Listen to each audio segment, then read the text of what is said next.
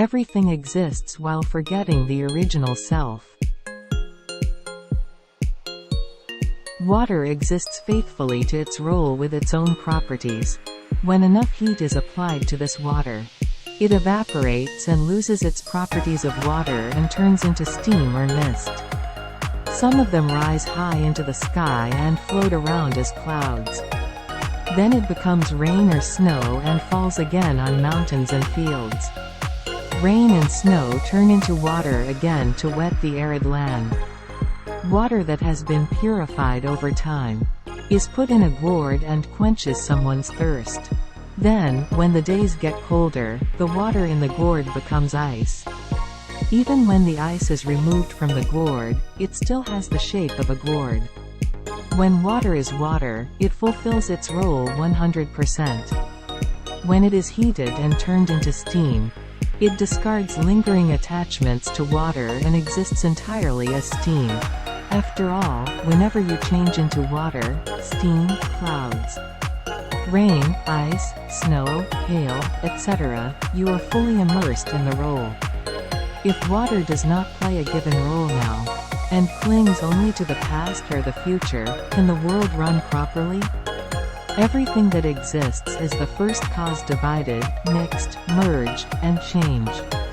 Everything has the ability and nature, to the extent that it can fully fulfill its role. And every moment, it changes by choosing itself. Human beings also live with the ability and temperament that are perfect for the role of human beings from birth. From the omnipotent and perfect first cause, everything, including me, who seemed to be lacking somewhere, came out.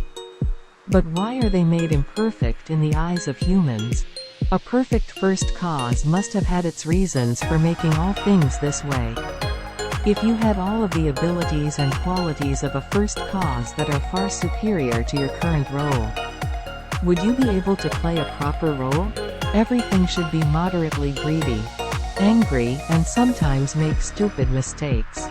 However, it would not be easy to expect such a role if you knew everything in advance, and had full abilities like the first cause. For example, home computers do not need to be loaded with high performance hardware and expensive programs used in cutting-edge research laboratories.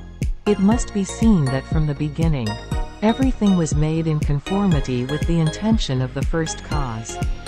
In this way, not only humans, but also animals, plants, and everything else are given appearances, abilities, and qualities suitable for their respective roles.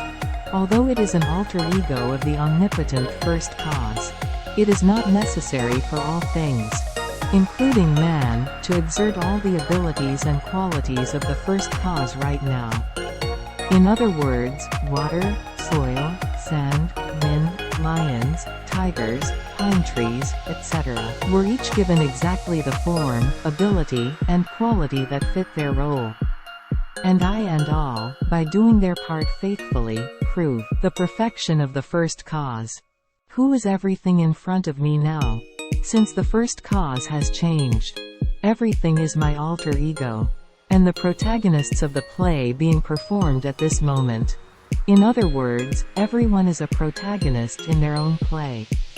At this moment, he is perfectly digesting his role. The rest of the immersion shows better acting than national actors. Of course, there is no actor who can play his role better than himself. Everyone has completely forgotten that the first cause has changed, and is immersed in a trance, with abilities and qualities that are perfect for their current roles. He is fully immersed in his role and feels and experiences it. Because each of them sees the world in the light of different circumstances, experiences and abilities, they see their own special world. For example, earthworms do not have eyes, so they live by mobilizing all other sensory organs in the body. The world that earthworms perceive, and the world that humans perceive are inevitably different.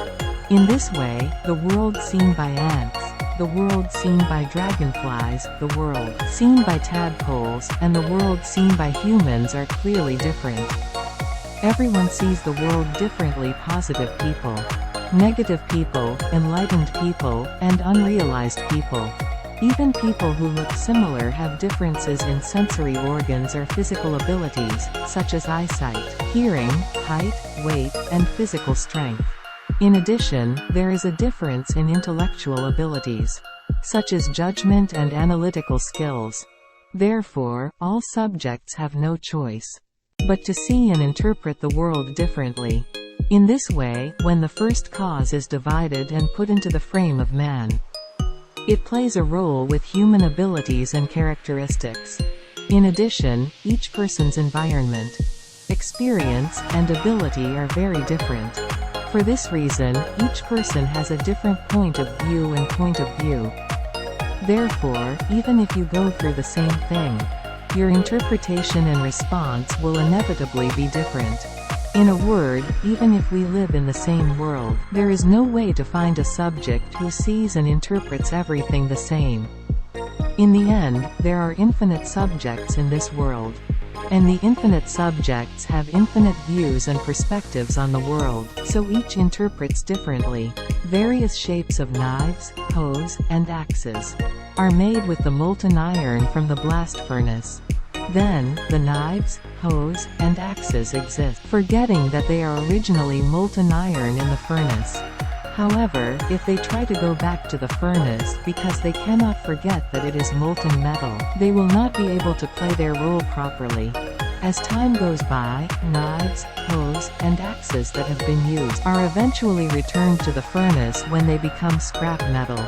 What would happen if everything in the world like this tried to go straight back to the first cause as soon as it had a role? The world will not hold up for a moment and will collapse. So, everything created by the change of the first cause mostly comes in trance when it plays its part. It is difficult to achieve the perfection of the first cause if one exists without forgetting oneself originally. Thank you very much for watching this video.